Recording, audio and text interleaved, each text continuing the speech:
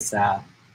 All right, we're live. Bang! Got some good beginner content today. Going to be going over some beginner strategies, different things like that. Cliff, I'm here, man. We just did it right away. I was like 10 seconds early, too, on the StreamYard countdown to when it was supposed to go live. I think I ended up being early. But, yeah, got my boy Garrett here who changed up his screen name showing. Yeah, dude, I changed it, and your ad isn't even all at Amazon. It's all at Amazon with two N's. But we're not gonna fret on it, man. You know what I mean? If they look at all at Amazon, they're gonna find me. Go ahead and be on the live for the next hour or so here. Probably shift one of two for today. We're gonna be doing like a beginner stream more today, and then typically the night times, especially on Sundays, are really active. So hopefully we'll be able to get a bunch of the homies on here tonight. Danny, Warner, Jake, etc. for a big stream, which should be fun. And I'm gonna just go ahead and get this shared. If you're watching the replay, you might want to skip ahead a few minutes just because we typically wait a few minutes just to get the maximum amount of people on here.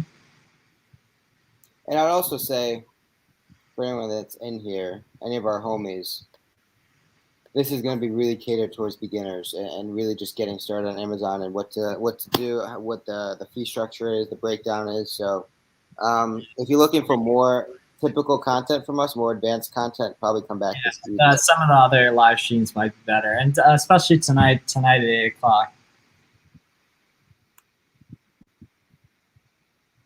All right. Oh yeah, that was just watching my own story here. I'm gonna post a quick IG story. YouTube live for the next hour. Come hang out. Cliff, what's good, homie? YouTube live for the next hour. Come hang out. YouTube live for the next hour. Come hang out. YouTube live for the next hour. Come hang out. All right, added the swipe up. This right here is probably good news. Oh, my boy Dom in there. All right, we got Cliff in here. Oh, Rebecca, good to see you as well. Yeah, Rebecca was in early. Cliff was in early. Eric, what's up? So as you guys join, let us know where you're at with Amazon. Have you started? Do you have an account? Are you looking to start? Let us know your status on Amazon. Because like we mentioned before, we're looking to gear this presentation towards, getting your account set up, what softwares to use, what the fees are looking like, that sort of thing.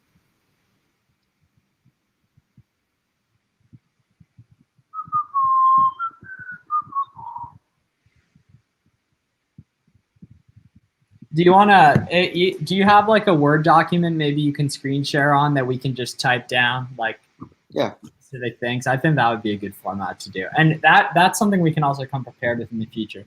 But that might be a good idea to share the screen, just do it through there.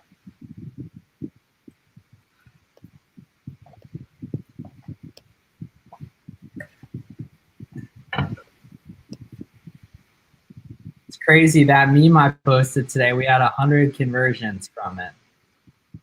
Yeah, I mean, that's super impressive. Yeah, and it only got 300 likes. That's almost one that you should pay for the Instagram advertising for, no? I mean, I don't think. There'd have to be more direct response to it. Like, that's why if I ever have like a course in the future, I would be totally down to run like break even ads because I gain a ton of followers from it too and still have cash flow and get a ton of points from it. That's definitely something I might try in the future when I have an offer, but that is months and months away. Oh, do a tutorial on Smart Scout. Ooh, I'm gonna write that down. Maybe not for this one, but maybe tonight or definitely for a future stream. Yeah, I'm writing that down. I want that. Second month in, double my sales in the first week of the second month, looking for more ways to source. Yeah, so we have plenty of content on that in terms of leveraging tactical arbitrage, leveraging Smart Scout, doing all those sorts of. Yeah, wholesale. Oh, I posted a video this morning on sourcing wholesale products if you're interested in that kind of stuff. My new credit card is coming in a day or so to keep Nice. That's what I like to hear. All right, so I have my document set up. I just documented my journey. If there's one. All right, give me those share privileges, boy. Give me a show. All right, cool. Don't show any bozo activities. Oh, this is cool. Okay, this is perfect. Yeah, this is exactly what I was looking for. All right, yeah, Rebecca, shout out Carter in the Selling Fast Lane. Yeah, Omer, we'll have to do a smart scout tutorial. Oh yeah, Omer, thank you for the question on wholesale yesterday. That ended up being a great, like, its own video by itself. So shout out to you. I also super don't know if I spelled beginner right, so. No, that I think it's right. But either way, even if you can't count, at least you can. All right, so how many people do we have in here?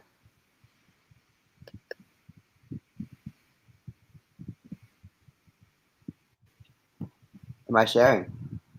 Yeah, you're sharing. You're sharing. We got 12, so we're good to go. We got a good amount. Cool. So like we kind of talked about before, today is really just going to be catered towards getting you guys up and going over the different accounts, going over the different softwares, going over. And by the way, during this, any questions you guys have, please let us know. We really like obviously this is meant to be as valuable as possible, both for the people watching this on the replay and watching it right now. But it's so good being able to answer your questions in real time in case we're missing stuff, which we probably will on different things. So we really appreciate the real time questions and all you guys being here with us on live as well. So we're talking about selling on Amazon, right? Well, there's options for 2 separate accounts, and we'll go over both of them. The individual account, which is going to be no charge monthly. I don't know if this is the most efficient way to do this, but there's going to be a 99-cent per product sold fee, right? And the professional account, the main distinguishing factor is there's going to be a $40 per month fee, right? But there's no per product fee. There's more intricate details that distinguish between the two, right? So for the professional account, you also have buy box privileges, right? And so that comes into that's major because that consists of about 40% of all Amazon sales. So we need to be in the running for the buy box. We're always focused on getting the buy box. We're essentially focused and strategizing on how we can improve our buy box percentage. So the professional account really is going to be the way to go if you're really looking to take this seriously, looking to scale your business, and looking to make some actual money in your pocket, right? So just to kind of go over the individual fee, the individual account, there's no monthly fee. There's a 99-cent per product you sell, whereas with the professional account, there's the $40 per month, the no per product fee, and then the buy box privileges, which this is going to be major, right? Just like we went over. Miles, did I miss anything? Oh, no, I don't think. Yeah, the buy box, I don't know if you mentioned, sorry, there was an important email I was looking at. But yeah, the buy box is basically like the buy now option. And I don't know the exact number, but I know a good amount of the sales on Amazon come from the buy box. Oh, yeah, I talked about that. So it's going to be anywhere between 80 and 90% of yeah, and think about it, when you as the person watching this, when you're shopping on Amazon, you almost always just buy the option, that comes up right as you're, come to the products page, like add to cart or buy now option. That's the buy box. And as sellers, obviously, if you think of your psychology as the buyer, us as sellers, we want to meet that as much as possible. And it's going to heavily favor, FBA packages that ultimately are fulfilled Prime and all that. So when we're talking about actually selling on Amazon, actually fulfilling our products, there's going to be 2 different options we're left with. Merchant fulfilled, right? And that is direct to consumer. We sell something using Amazon's platform. We ship it directly to the customer. The other option is going to be what we're all familiar with, which is FBA, which is fulfilled by Amazon, right? There's fees associated with FBA, but that is really going to be where we're going to be looking to leverage most of our business model, because that has a bunch of privileges over merchant fulfilled, right? So with FBA, we have buy box favorability, right? So we have a better chance of winning the buy box because we're using FBA. Because Amazon is always going to favor FBA offers over merchant fulfilled because they make more money off of FBA. So FBA really comes to order products to FBA. They store they store it to customer. Right, so it's hands off. You buy products, you receive them, you package them up, you ship to an FBA center. The Amazon FBA center receives your package, you receive your products. They store them while they're listed. When Amazon sells your products, when when a customer buys them on the marketplace, Amazon picks, packs, and ships your product to the customer. So you're getting sales without actually touching the product at point of sale. Merchant fulfilled, like we talked about, it is direct to consumer.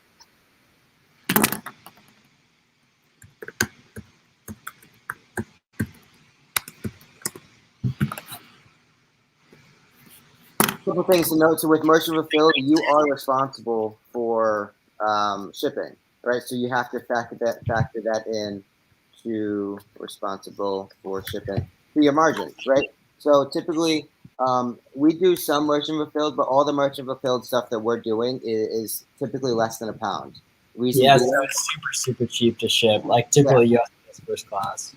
So all of our shipping is typically done USPS first class, which is going to be less than really $6 across the country. So that $6 shipping cost we're going to bake into our price, so we obviously can account for it and we're not losing money at point of sale. FBA, like we talked about, there's going to be, you don't actually have to pay for the shipping from the FBA center to the customer. That's all baked into the FBA fee. And so we'll get into the fee structure now. Fee structure. You're going to have a category fee, right? So that's going to be across merchant fulfilled and FBA. It's going to be anywhere between 10 to 15%. That's going to be of your sale price, and that's going to be based on category, right? So books, I think, are most of them are going to be 15%. Actually, I have it here. We pulled it up. So these are going to be all the different categories. Oh, bringing out all the good stuff today. Here we go. Everyone on this live is in for a treat, I guess. Good work. I didn't even know we were bringing that out. I told you I had it. So home and garden, 15%, kitchen, 15%, pet supplies, 15%, except for veterinary dyes, 22%. So as you can see, most of the stuff that we're going to be working with, toys and games is 15%, tools, 15%. Most of the stuff that we're going to be working with is in that 15% threshold. Handbags, 15%, except for books. Books are 10%. So Miles, do you want to give them the spiel on why we like to advise on starting with books? Yeah, so books are just super cheap. Think about it, right? Like thrift stores, different kind of things. You can walk into one and find books for 50 cents, $1.25. And so books, you can make very cheap mistakes. You can learn the process of Amazon without spending a lot of money up front. And when you're sourcing books, you can use an app called Scout IQ, which actually will tell you whether an item is profitable or not based on their basic parameters and parameters you can put in for supply, demand, what your buy cost, and all that. And also, like, books are, like I said, low cost. So, like, you can try out Scout IQ. Literally, you can get an Amazon account, and then you can try out a free trial of Scout IQ, and, like, for 2 weeks or, like, 10 days, I think, and really just validate it quick. And just books are a great way to not invest a lot of money up front and be able to validate an idea of whether you like Amazon, whether Amazon's like fun for you, whether it's profitable in your area, at least for book wise, without investing a lot of money up front. And that's why Garrett and I both started with books. And especially if you're like a kid in college, books are very profitable, especially textbooks. Yeah. So the fee structure, when you actually sell something, is something that we definitely need to touch on, because there are fees associated, obviously, with using Amazon's platform, and they can be significant if you don't prepare for them. So it's something that we want to be aware of and definitely let you guys know of up front. So off the rip, category fee is going to be based on, obviously, the category. It's going to be just like we talked about, 10 to 15%, really pretty much 15% across the board. So that's going to be the same between merchant fulfilled or FBA, whichever option you choose to fulfill with. There's going to be that 15% category fee. The FBA fee is obviously just associated with FBA, and that's going to be, I can't really give you an estimate, that's going to be based on the size and weight of the product. The bigger, the heavier the product is, the heavier the FBA fee will be. And that's associated with Amazon. That's Amazon's charge for storing your product. It's pretty much you paying for their warehouse, their time invested in receiving, prepping, and then shipping your product to the customer. That includes shipping to customer.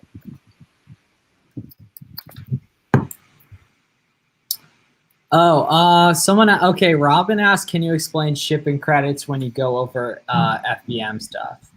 Yeah, actually, we're getting that right now. So the shipping, so we break it down, the fee structure into 3 category, FBA fee, and then the shipping, which is your shipping that you're touching. So either the direct-to-consumer merchant fulfilled shipping, that is going to be what we talked about, USPS first class, UPS. That's you shipping your products you sell merchant fulfilled directly to the customer. Right. The other option, obviously, is shipping to the FBA warehouse. This is going to be done through UPS. It's going to be done at a discounted cost, and it's going to cost anywhere between like 25 to 50 cents per pound, and that's going to be bulk shipping, right? So you're going to order a bunch of stuff. You're gonna receive it. You're gonna label it. You're gonna send it to the FBA warehouse, and that's going to be pretty much the going rate. Is about anywhere between 25 and 50 cents per pound, depending on what center it goes to, depending on a couple different factors. But that's essentially what that is going to be. So those are the 3 different fees encompassed in every sale, depending on what you're working with. Someone asked about the shipping credits. That's essentially if you don't offer. That's an accounting term that Amazon uses in the reporting. That's if you don't offer free shipping, right? So we always advise people to offer free shipping, or for one, a psychological effect, right? Yeah, the psychological effect's huge. I love, there's like certain like ecom things, especially that's just like such a no-brainer. It's like definitely it's like a funny concept, but it's so true, and it just shows like it's interesting to think about it from like the mindset of a creator rather than a consumer, which is obviously what we're like so conditioned to be. Obviously, Scout IQ is only for books, Sean, for the most part. But yeah, so if you're like doing books, you're looking to get in textbook flipping, Scout IQ is the way to go. Right. So don't get it wrong. So we're not actually we're technically offering free shipping, but like we talked about, our shipping is always going to be baked into our price, right? But so if you don't offer free shipping on a listing, and it's like, say you're listing something for $9.99 plus $5.99 shipping, that shipping credit is going to be considered that $5.99. There are exceptions. So say if a customer pays for expedited shipping based on your shipping template, they could pay above what would they typically pay for shipping to get that product to them quicker. That would also come through as a shipping credit.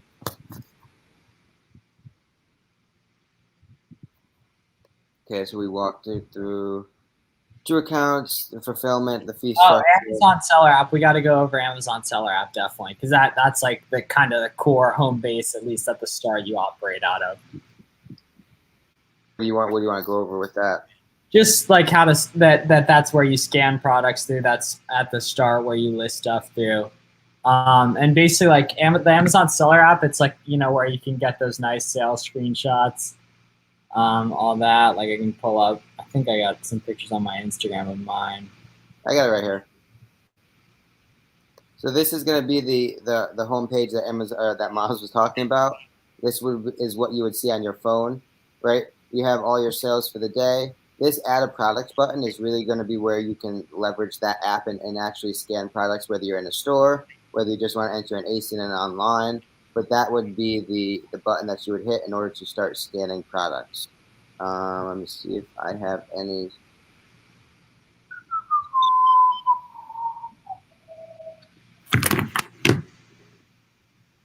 Yeah, you'd hit that. You'd hit the add a product button. Can you still see my screen? Yeah, you can. Yeah. But yeah, I don't know what else you want to go over with the Seller App. I just wanted to cover a little bit on that. But yeah, what else? What other beginner stuff should we touch on? In terms of like the big thing a lot of people trip over is like creating shipments, I would say. And that I would just say like there's tons of good YouTube videos on it. Eventually I'll have stuff on my channel about creating FBA shipments, but that's something that it feels very difficult at the start. It's very confusing. The Amazon UI is not amazing. It did recently change in the past few months, I think. But it's not the best. You just have to go ahead and kind of learn how to do it at the start, and just honestly just copy step by step with the YouTube videos I do. It's probably gonna take a lot longer the first time. Then it'll take the 5th, 6th, 7th, 10th, 20th time, but a lot of stuff's like that. So in terms of softwares, they're all going to be a lot of people who start on Amazon think about all the softwares and all the fixed costs and realize that, okay, well, I'm paying $200-300 up front for all these softwares, but you got to realize those are also fixed costs, right? So as you scale your business, as you grow your business, you put more money into it. Those aren't increasing; those are staying the same. So they get a lot more minuscule. They get a lot more minute once you continue to grow. So some of the softwares that we would suggest you getting right off the start would first be Keepa, right? Keepa's a must. That is the way, that's essentially the essence of how we do business, right? We leverage Keepa, we leverage the past 8 to 12, 6 months, whatever the case may be, of data, that being the price history data and the sales rank data, the velocity data, to then make decisions off of, and we have plenty of content on Keepa, so we're not going to go too much Yeah, into yeah, detail. we have. I mean, maybe we'll pull up later in the stream. We actually have a ton of viewers right now, so thank you guys for being here with us. But yeah, Keepa is super, super helpful for product research. I'll just, from my coaching session earlier today, I'll just pull up one. Yeah, But this is essentially what Keepa looks like. oh, Amazon's all. Yeah, it's actually give a little walkthrough, I guess, because this is important, obviously. Okay. So yeah, Keepa is essentially how we make all our decisions, right? It has all the information. Our buying decisions are going to have three factors: the velocity, the market price, which is obviously the buy box price, and then the tangible dollars that we can make from the product. Those are going to be mainly the three different. That's going to be a buying triangle. Those three all interconnect and all associate with each other with every decision. And that's how we make our decisions, right? So with our Keepa, we have, in this example, 12 months of sales history that we are then basing our decision off of. This orange right here, this just symbolizes that Amazon is on the product at that point in time. So I'll go to a different one just to kind of give you an example. This green line is going to be sales rank, right? And so to kind of give you a little overview of how sales rank works, is sales rank is based on category, right? And so every category has a different amount of products within that category. So say toys, for example, has 4 million products in that category, whereas grocery may have 2,000 or 2 million, right? And so sales rank is a ranking mechanism of the products within a specific category. It does not relate toys to grocery. It relates within categorical products to one another, right? It's a ranking system. And so how it works is, if you're looking at, this is health and household, the number one ranked health and household product is going to be at that time the quote unquote fastest mover, right? And I put quotes on that. We'll go into it, and in a little bit I'll touch on that. The last rank, the whatever 50th million product in health and household, is going to be the slowest mover, right? But what it doesn't actually mean it's the faster, slowest mover. It just means sales rank is built on an algorithm, right? And so what happens is, if we go into detail, if we go in a little bit of a more granularity, we can get a little bit better of a sense of what's going actually right here. So sales rank it can be explained in right. So we see the line which demonstrates sales rank, and as a product does not sell, the sales rank is going to increase. So we see in this grocery product 230,000, 234,000, 238,000, 240,000, et cetera, et cetera. It gets up to 256. It hasn't sold at all in this time. We know that because the sales rank continues to climb without it dropping. And then right here, boom, this product sells once, at least once, in sometime early December. The sales rank drops to 120, and then we start again. It goes up, up, up. Sales rank gets up to 234, and then it drops again. And then it goes up to 150, whatever, and then it drops again. So you can see just by the functionality of this line, we can infer how quickly products are selling by the direction that this line is taking, right? So when the line is increasing, it's not selling. Then when it drops, it sells, and then that's the basis of how sales rank works, right?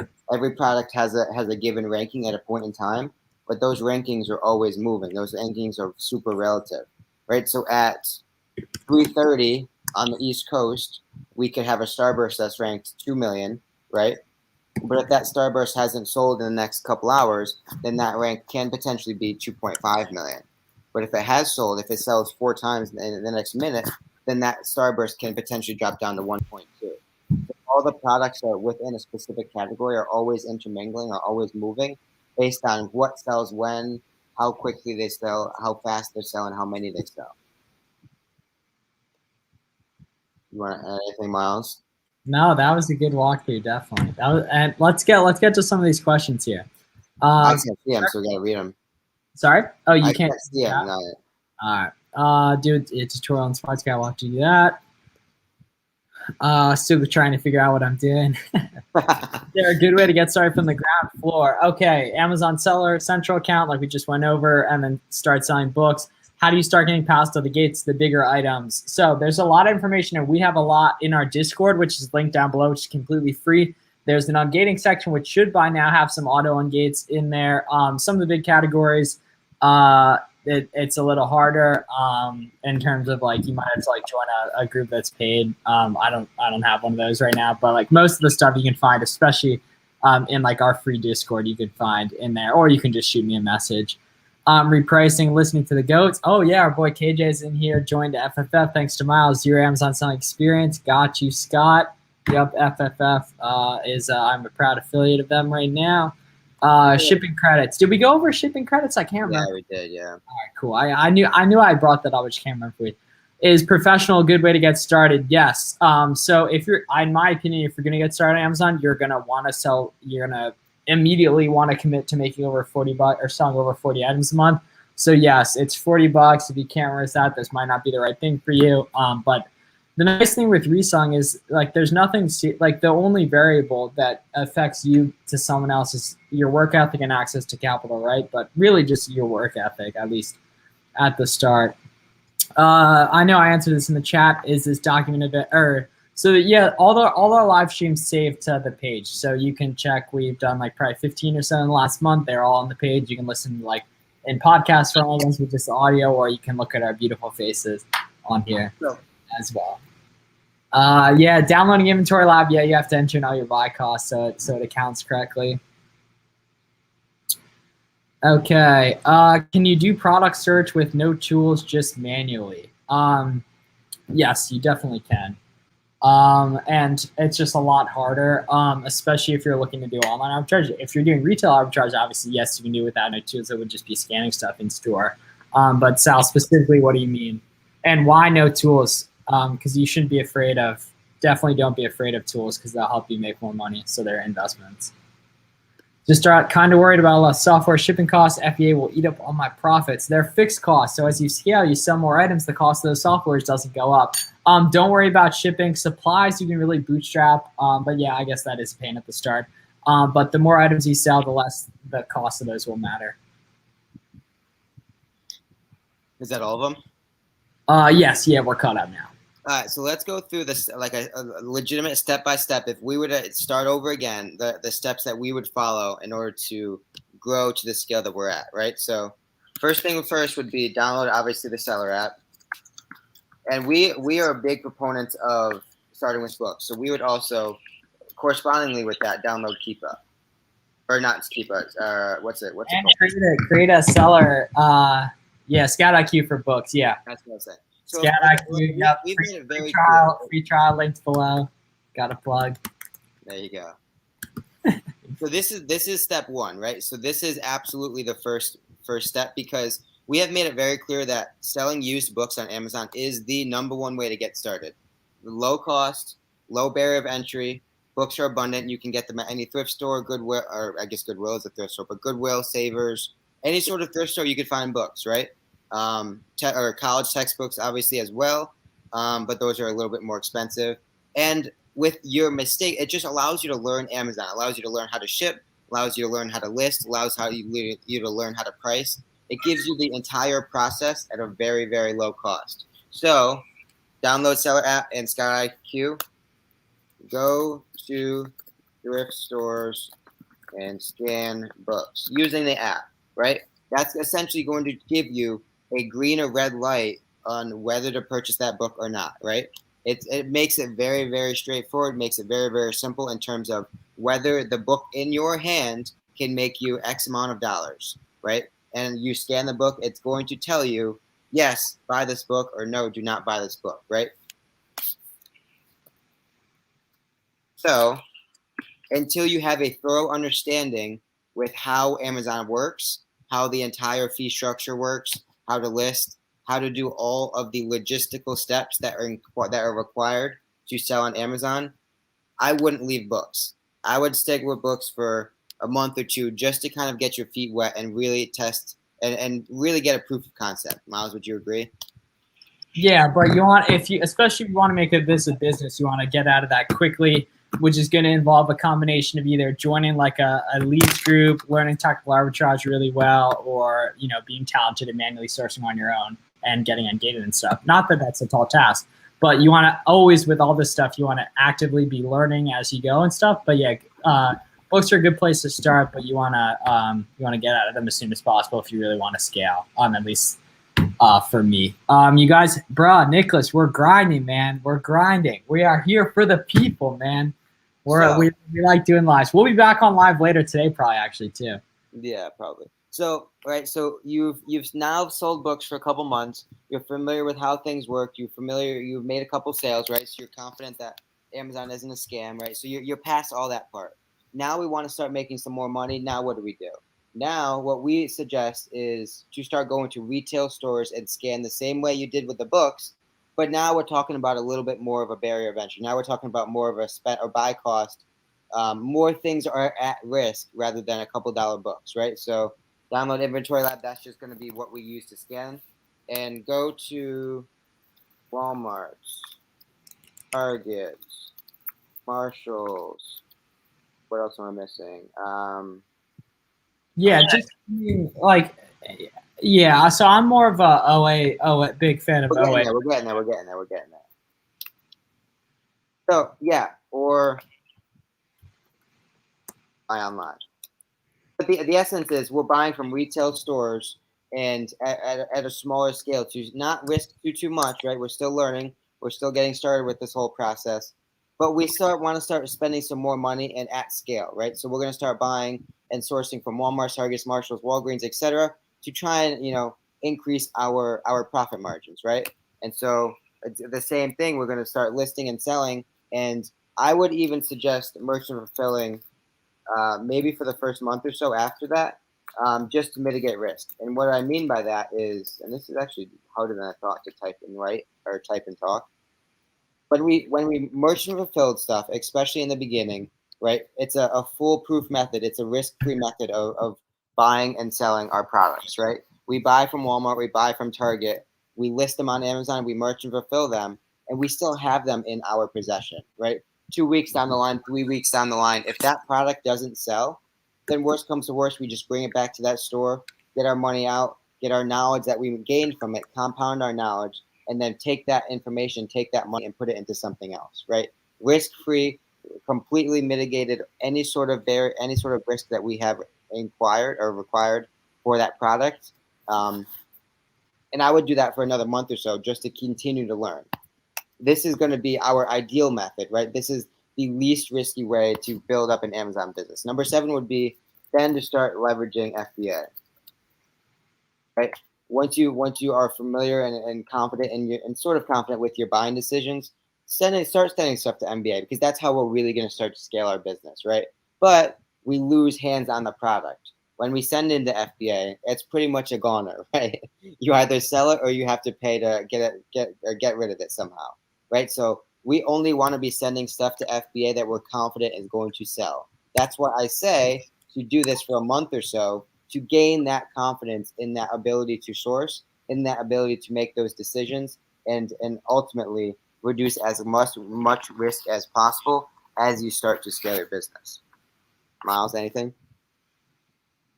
No, I like that, definitely. And so this obviously is very not a required part of it, but I highly recommend you be posting on social media about the stuff you're learning and everything, just documenting what you have going on. Garrett and I have both done that. It's been super valuable. That's why we're friends. It's also why we're here. But there's a ton of value and a lot of scalability in the social media side of things, and it's highly advantageous getting and making friends with other people that are learning as you go and stuff. Like Garrett and I, we met each other in like late February, and that was right when I was really starting to that was right when I had started getting some big category on gates and was kind of returning to Amazon. And we talked probably every day since then. And he's helped me with a lot, and hopefully vice versa on stuff. So the social media part of things is very important as well, in my opinion. Yes. That's Miles' specialty, yeah. So once we start setting an FBA, then we have essentially grown our business to the point where it can absolutely take off, right? These are all the required steps that we're growing. It's the growing phase, right? We're really going to get into it now. Yeah. Growing phase. All that in the red, that's going to be what we do to learn the business, to grow, and to inevitably just get a concept of what we're doing, right? This 7 and 8 now is when we're going to start to scale, right? We're going to really get serious about what we're doing. We have a sense of our confidence, and we're going to start to make this into a real business.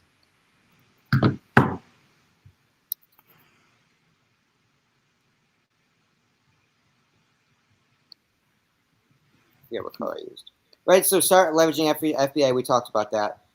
And once you get to this point, number 7, then it's just a matter of buying more, right? The business, once you have that knowledge, it's going to scale itself. It's going to grow itself. It's going to continue to compound the dollars that are inside that business to then make more dollars, to then you can buy more, source more, and do all sorts of cool stuff once you get to that point. But you can't get to that point until you start buying more and start to source more. What do we mean by sourcing more? I would say start sourcing online. At this point, once you get to 8, I don't think you should be going in store anymore. That's just my personal opinion. But once you get here, once you get to 8, I would stop going in store because you're wasting time. You can be so much more efficient with the way you source, with the way you buy, by simply purchasing online.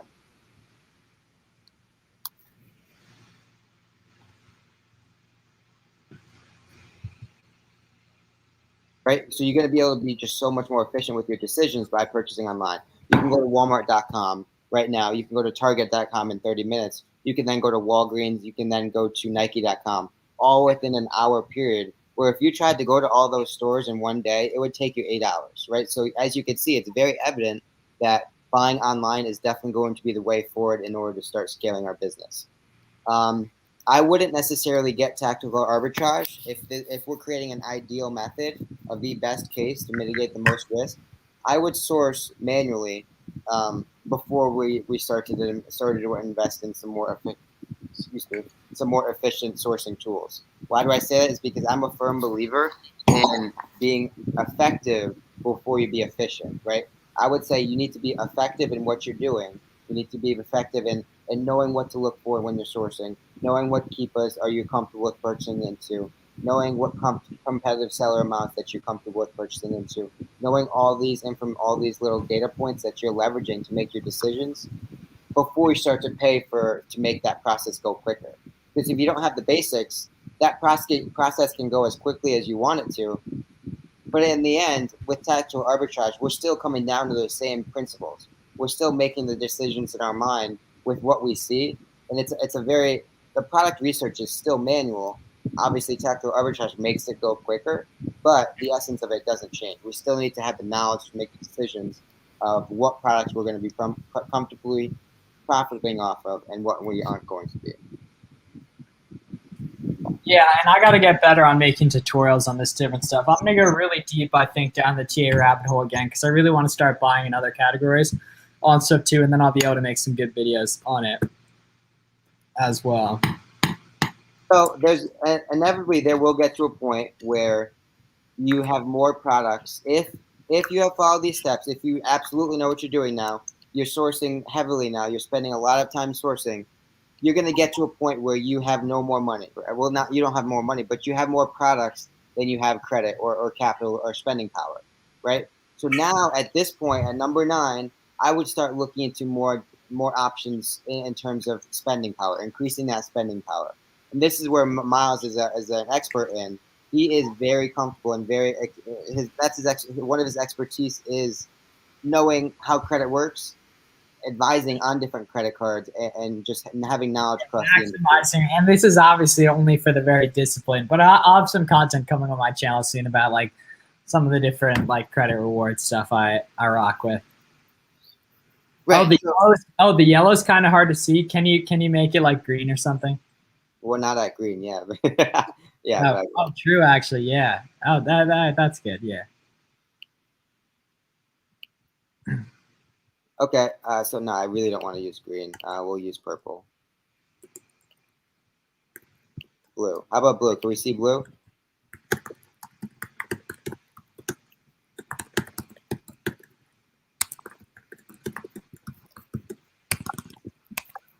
Yeah, that looks good.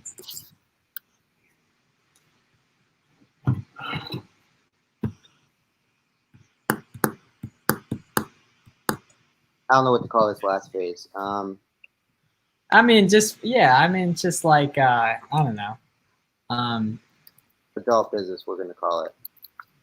Yeah, well, you're probably like there comes a certain point where you have to decide: do I want to like do arbitrage, or do I want to do wholesale? Do I want to do mix of it, and all that? And I'm definitely not at that point yet. I still just do OA pretty much exclusively. But your business, you've expanded and started to do a mix of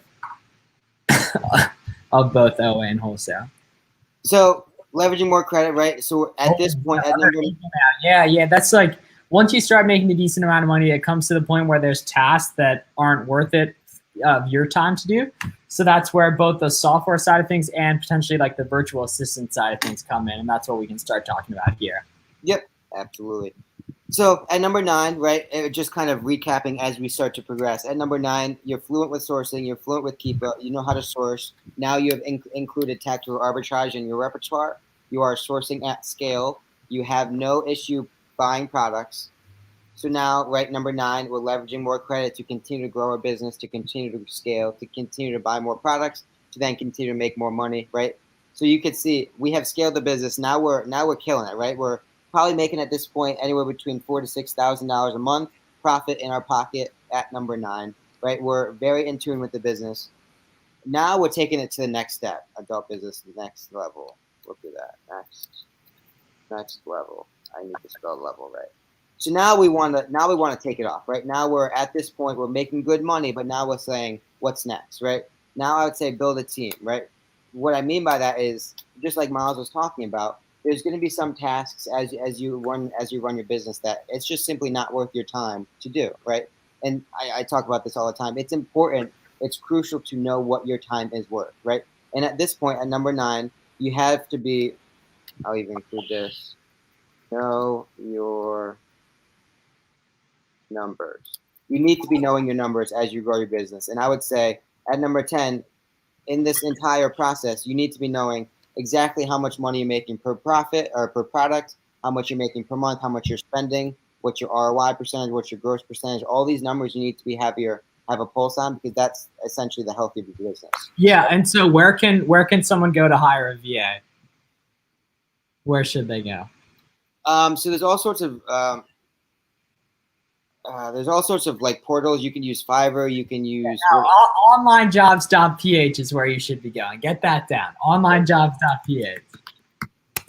Onlinejobs.ph. Actually, before team here.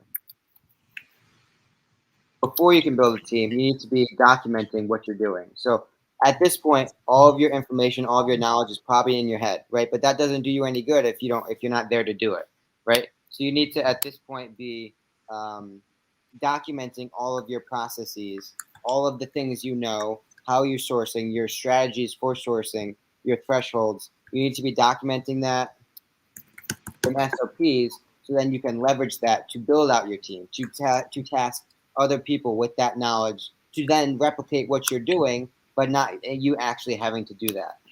Sourcing strategy,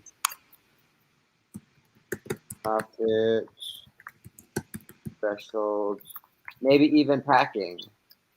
How to pack FBA, right? All these sorts of things are things that could potentially be outsourced and could potentially continue to grow your business without you actually being there, right? So you have, and like we were talking about before, right? It's important to know how much your time is worth. So take how much profit at this point, you know, how much profit you make per week, divide that by the amount of hours that you put into your business, and that gives you an X amount of the value of your time in your business. So say that's $350 per hour. That's what your time is worth in your business. Well, then any task that doesn't cost $350 for you to pay someone to do, you should genuinely and thoroughly consider outsourcing that task. If you can pay someone $9 an hour to pack your FBA shipments, but you know your time and you calculated your time to be $200 an hour, then you need to be looking for someone to pack your FBA shipments so you can put your time into elsewhere. And there's going to be continued growth here. We're going to keep building. That's going to require your actual time to do. You can't have someone necessarily calling wholesalers. You can't have someone necessarily writing and approving SOPs, right? Your time needs to be dedicated to the bigger picture things. So some of these things that you could potentially outsource once you have a team and once you have SOPs in place. Hire fast and fire fast, right? With the whole VA world, you're not going to hit a home run every time, right? So in my opinion, and Miles may disagree with me on this, it doesn't necessarily make sense to put a lot of time into hiring someone that you don't know personally, that you may never know personally, right? So hire someone based on an application, based on credentials, give them a couple days to pick up what you're trying to tell them. And if they don't, get rid of them and get someone else and try that, right? I would say it's more efficient, it's more valuable to go through the process quickly, see if they're a good fit, give them an SOP, see if they can run through your SOP efficiently and effectively. And if they can't, get rid of them and get someone else who can, right? Miles, do you have anything to add? Yeah, no, I haven't done a ton of VA stuff. I'm more kind of the outsourcing work I've done. It's been more like prep center and software stuff. So I don't have good insights on it yet. Warner and I do have a VA for the Launchpad, which has been good so far. But he handles, like Warner does a lot of the communication stuff. But I don't know. It's kind of cool that he leads just get spit into a spreadsheet out of nowhere for a very affordable rate. But yeah, definitely add what you can pay VAs to because it's very affordable typically for compared to what you would pay for someone in like the States.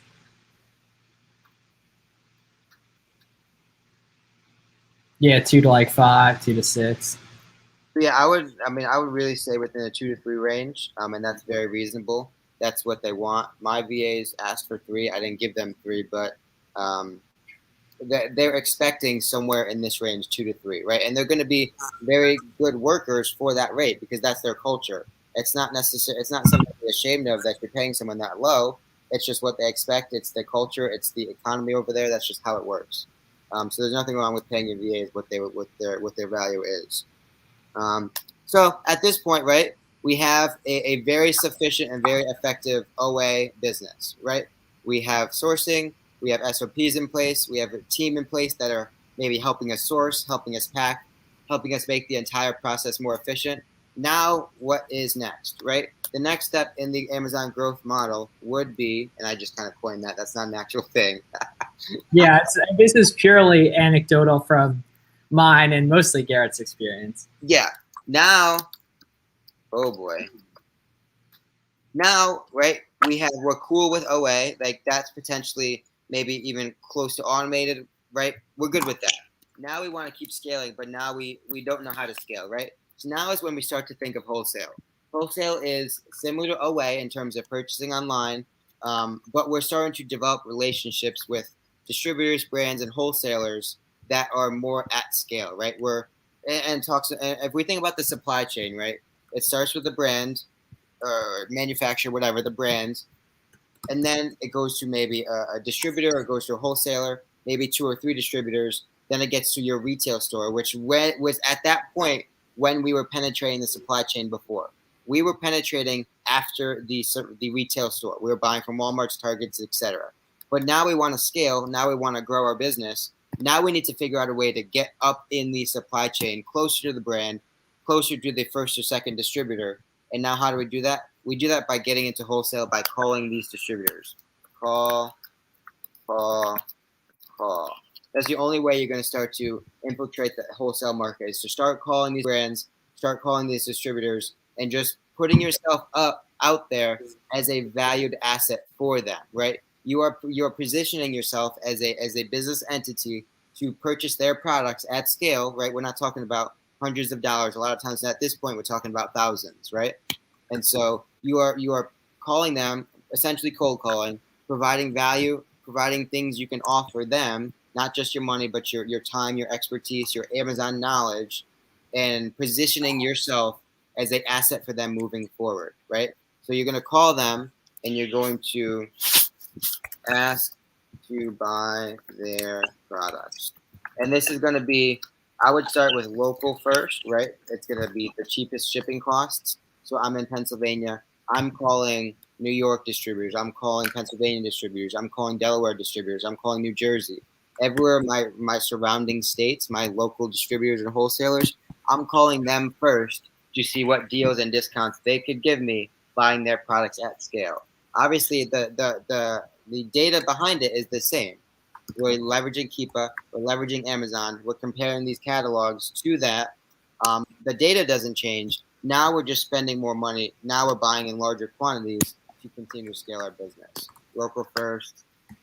Now is when, we talked about tactical arbitrage. Now Smart Scout comes into play, which is a sourcing. Yeah, well, maybe later today we can do a Smart Scout walkthrough in the live tonight. Who knows? We definitely have to do that though, because I'm curious. I'm curious, only having looked at it a few times, how you go about using it and stuff. I think that'll be cool. So yeah, that's pretty much wholesale, right? And so go to vendor shows. I will see y'all in Vegas next week. So ASD is a big one. ASD has a couple of different trade shows across the country, a couple of different times. Vegas is a huge one. Vegas is next week. We will be there. If any of you guys in here are going, which at this point, the only people in here are probably beginners and people who are learning this. So you may not be, but nonetheless, we will be there.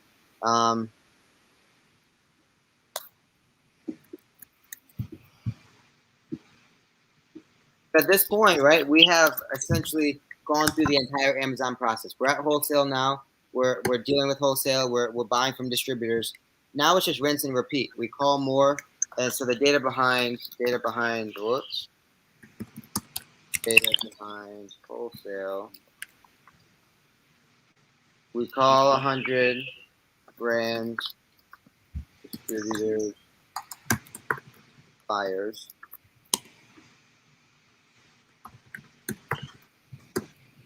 We will win out of those. We'll win 10 accounts. That's to be expected. Out of those 10, one will be profitable. Okay, so at this point, it's a numbers game. And so now we need to just be calling as many suppliers and brands and distributors as we can to win these 10 accounts. To then out of those 10 accounts, we find this one profitable one. And then rinse and repeat and continue to build your wholesale catalog, right? We're talking about scaling our product catalog, not expanding or not scaling, stacking, right? We source 3 or 4 products this month wholesale. We buy them, we sell them for the next 6 months. Next month, we're sourcing another 3 or 4 products wholesale. We buy them, we sell them for 6 months. But it overlaps with the ones we just sourced last month. So you see how it starts to compound and stack on top of each other. And this wholesale catalog, which started with just one distributor, now it's 3, now it's 5, now it's 10, now it's 15. And the products within those distributors start to expand, and your catalog then just begins to grow once you put the time in to do it. And that is it, my friends. Yeah, that was a good walkthrough, definitely. It's not rocket science. It's just you got to put the work in, right? Start with your books, scan. And I want to preface, I would say this is a good recommendation if you've never really resold anything before, or you're really new to it. Maybe you haven't watched a lot of YouTube videos and stuff. But if you're someone who if you're a kid who's been selling shoes for a while, or you have a lot of eBay experience, and you also have some money, you have proof of concept that reselling works and everything, it might be best to just jump straight ahead to get on Gate and start doing retail arbitrage. It just really depends, and I default to this method because that's what I see best for beginners that have never really resold anything before, that I don't want wasting a ton of money right when they're getting into it, I would say. Yeah, and so I absolutely missed a couple steps. Ungates, Miles just brought it up. Ungates is definitely in the early stages of your business. You want to start to get ungated in the toys, the topicals, all those sorts of categories. And I guess we should probably touch on that. So with an ungate, right, we're talking about buying 10 units. Oh gosh, 10 units inside brand or category that you want ungate in. right? So we need to buy 10 products, 10 units of a product in a specific brand or category that you want to ungate in, right? If we're looking for toys, or so I have all sorts of free ungating guides on my website. Toys, the topicals, grocery. Yeah, and a lot of stuff in the free Discord. There's auto ungate ASINs too. Boom. Like that. And there's also like Fields of Profit. Our boy has some good videos on his channel that'll be helpful for you guys. There's a lot of good information out there in various places that'll be helpful for you guys getting ungated in different things. Yeah, I mean, so like this Amazon business model is not rocket science, right? Start with books, gain the knowledge, get ungated, start buying from RA stores, start buying online, learn sourcing, learn Keepa, learn how to make those decisions, do it more and more and more, grow your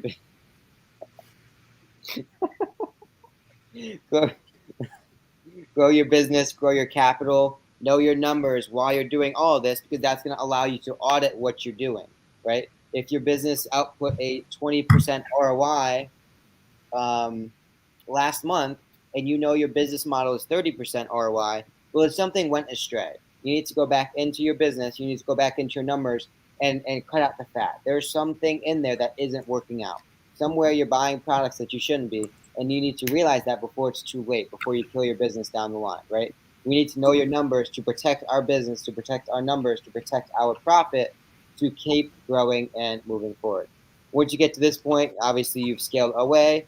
Start to write down your knowledge. Start to write down your SOPs that will allow you to scale your team, scale your business, do things that you cannot physically do, and they can still able to get done. Obviously, we talked about thoughts on Amazon dropshipping. I'm pretty sure it's illegal. Like it's against Amazon's terms of service. And even if it's not, which I think it is, you won't be able to get like the buy box. This stuff's going to sell a lot quicker, and you're going to ultimately probably have a lot of pissed off customers when they get receipts from Walmart showing a purchase price of a lot less than what you paid on it. Yeah. Yeah, we talked about VAs, and then at the end, wholesale, right? That's how we really are going to blow our maybe $20,000, $30,000, $40,000 a month revenue generating business into $100,000, $200,000, $300,000, $400,000 a month revenue generating business. That is going to be done with wholesale, my friends, and that is what is required in order to scale your business.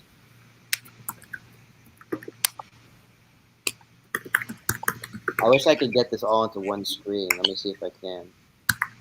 Yeah, just make the font smaller. Oh yeah, big brains right there.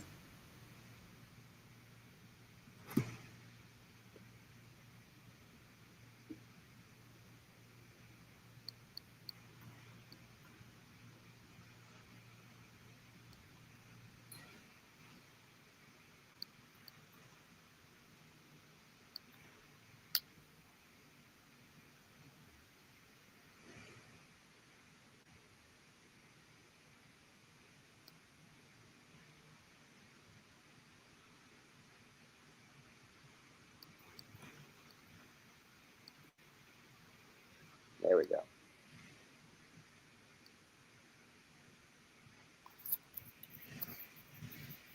Jeez, it's so quiet.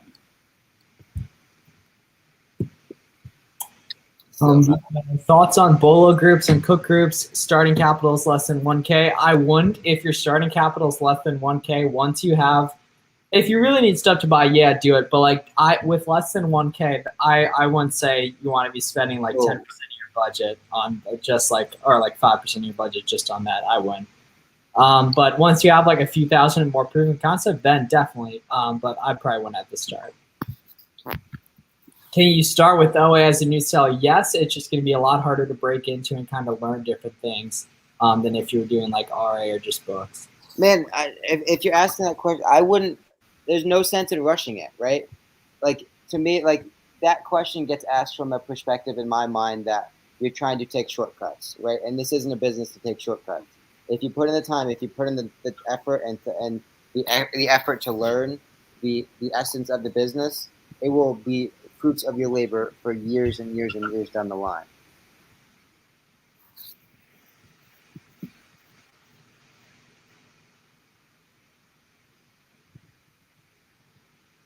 How many people are in here right now?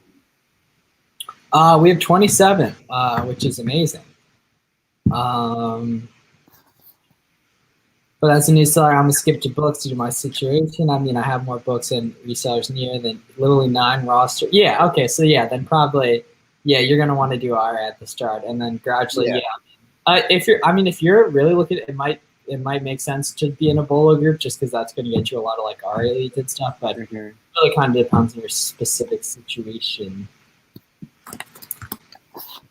Yeah, so I think we just got 2 really good clips for videos. I have it timestamped, which is which, but that was good. That presentation was cool. Maybe we should save that and sometime record it like in person, me and you, like going through that or something like that. That was good. Yeah, we'll share here. Whew, I'm tired. What other questions do you guys have? And we're gonna do another live later tonight with the crew, probably at 8 Eastern.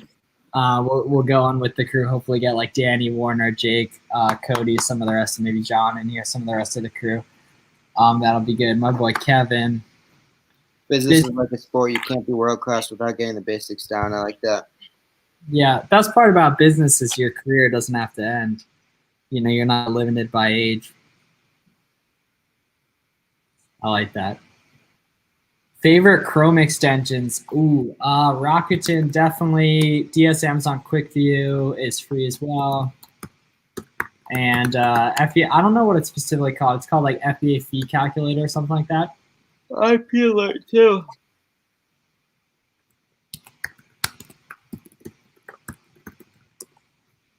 I use online seller add-on to give indication of stock of other competitors. IP alert, obviously Rakuten is huge. Keep as an actual extension, so yeah, Keepa is the only one that's paid out of the ones we mentioned besides IP alert.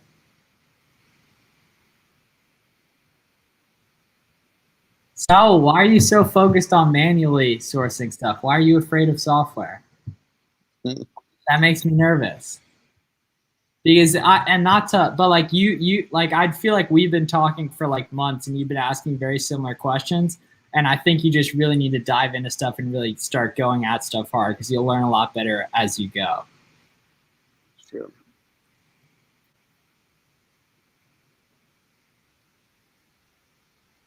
Wish there's an IP alert for mobile scanner apps. Yeah. Well, there is. They came out with one. Sorry? I think they came out with one. Oh, IP alert? I believe so. Manual gang. Yeah, Kevin doesn't do OA like that yet. Rakuten payouts today. That's beautiful. Yeah, I'm still part of it. I haven't attached it to my direct deposit.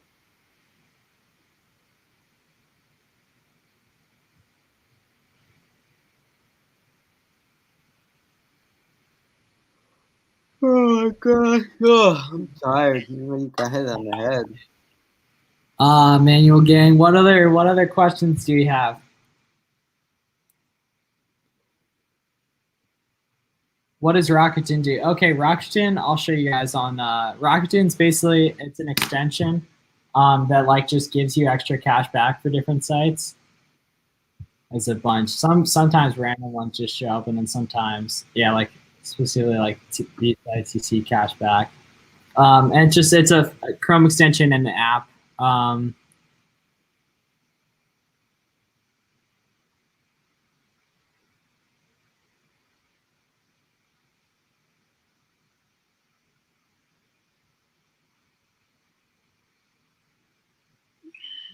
Can a beginner get a small storage unit? I don't know if it's necessary.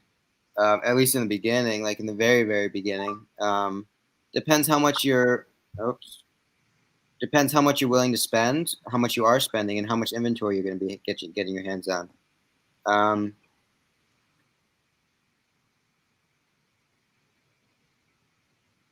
Oh my gosh, guys! As soon as you said you were tired, now I can't stop yawning. There's some type of like psychological thing with that, I bet.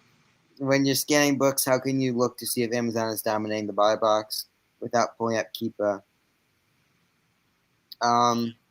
So, I haven't done books in a long time, but Amazon is not as much of an issue with books as it is with some of the stuff we are. You just price below Amazon. Dang it, Kevin. Oh my, dude, tomorrow, Kevin, send me a text message In about 3 hours, I'll pack it right in front of you. Kevin, that's super funny.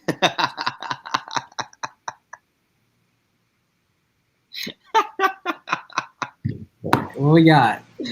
Kevin said, "Can a beginner get his blue Yeti?" Clearly not. I mean, clearly not.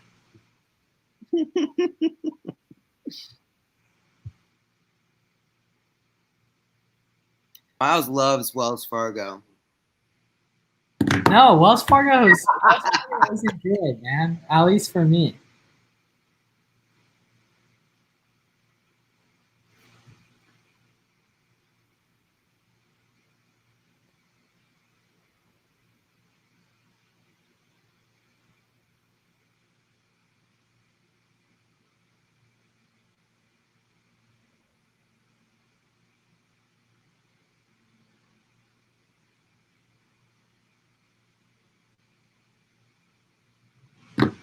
Heard Wells Fargo. Appreciate y'all. Keep it up, man. Love you, Kevin. Appreciate it. Dude, I am a yeah. So we'll stay on as long as you guys have questions. But we'll probably finish up in the next few minutes here. So if you have any final questions, stuff, because we are going to be on later tonight with the boys. So I mean, we're going to take a little bit of wait, is it only 4 o'clock? Oh, we might have to move up the stream with the boys to like 7. You advertise 8 o'clock. You just keep it at 8. Well, we'll figure it out, bro. Another hour for the content. Top 10 brands getting yeah, like topicals, brands. Well, you're a lot of toys and stuff. That's not gonna be as good for replens. Info on when and how to use a prep center. If you live in a state that has sales tax, I'd say as soon as possible, depending on how it is and like the velocity of items you're buying though, because a lot of prep centers will require 18 or more of a specific ASIN for fulfillment center or for fulfillment center things. Fulfillment center things. Yeah, my bad. It's fulfillment transfer. Sorry. Transfer. Yeah, I was a little choked up there. How did give me some feedback? How was that little step-by-step thing? Did we like it? Did we not? What was the vibe on that? That was all off the cuff. So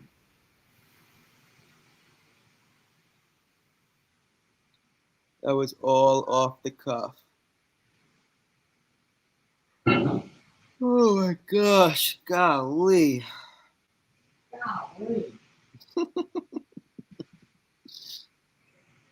Good, awesome. Yeah, this business is not rocket science, my friends. Like it's worth more than some person. Yeah, I mean, it's not hard, right? It scales on its own. If you put the work in, if you have the knowledge, and the knowledge is all free, right? It grows and it grows quickly, right? And the information's out there. Information's free. YouTube, Instagram, both Miles and mine Instagrams have tons of information. Miles' YouTube obviously has tons of information. Do your due diligence. Learn Keepa. That's the biggest thing. Like, become an efficient and a fluent Keepa reader. If you know Keepa, you can build this business as big as you want. That is the essence of sourcing. It's in Keepa. Knowing the product price, knowing the velocity, relating those two together, and then taking into consideration how much you can buy it for. That's it. And then it's just rinse and repeat, rinse and repeat, rinse and repeat, building systems around what you're doing, and game on from there. Yeah, I mean, so we have a couple other businesses that we do. Obviously, Amazon is our baby, but obviously Amazon makes the most money. That is the main generator. Would y'all ever sell Amazon business? Probably not. It's like selling a child.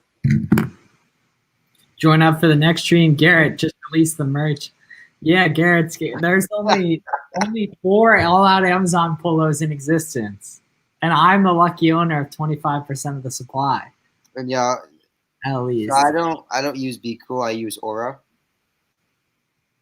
I was thinking, I wonder if we should make with Cody's go sell some crap on the internet shirts. That would be funny. Yeah, that would be That online, that would just be in general. That'd be like even if we just make them for ourselves, it'd be good stuff. Like just like the Scout IQ shirts, it'd just be good stuff to wear in videos. So we use Aura because Aura links up multiple Amazon accounts, and we have 2. Miles uses BQL. I might try Aura in the future, yeah, but I don't know. BQL is pretty good in my opinion. Yeah, anything with AI is going to get the job done. Kevin, get a dang repricer, my friends.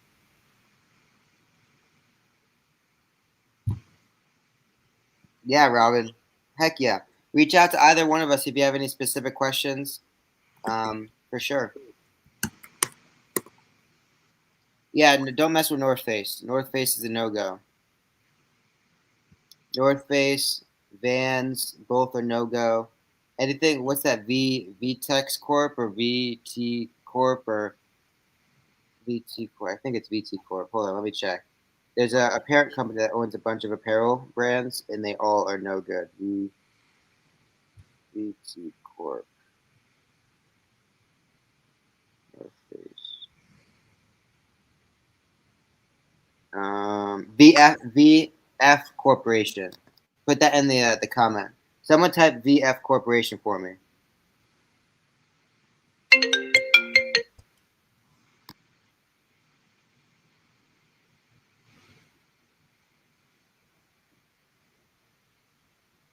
Yeah, someone, what's the name of that? Someone just type in VF Corporation for me. It's terrible. They own Vans, right? Yeah, they own North Face brand or Vans, a bunch of them. Man, no, thank you, Saul. Thank you. Anything under VF Corporation, don't buy. It's all IP worthy, and they're gonna kick you as soon as you go on. So anything that's under VF Corp, yeah, exactly, Kevin. There's a bunch of them. It's not just Vans, and it's not just North Face. There's a bunch of them. Oh, it's like a holding company? Yeah.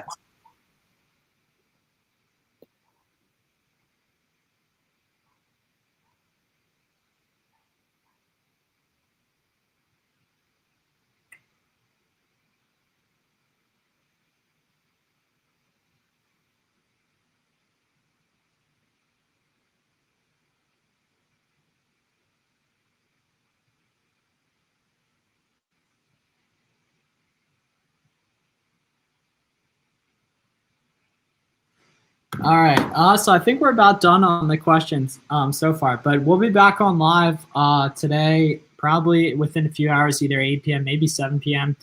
But yeah, thank you guys for hanging out with us for a little bit. Make sure to subscribe below if you haven't already. Leave a like on the video. Do what you got to do. Let us know what presentations, videos, content you want to see in the future. We can't do this without you guys, so we really, really do appreciate your time, spending some time with us. Hopefully, we're bringing you a little bit of value. See you guys in the next one, man. Appreciate it. See you guys later.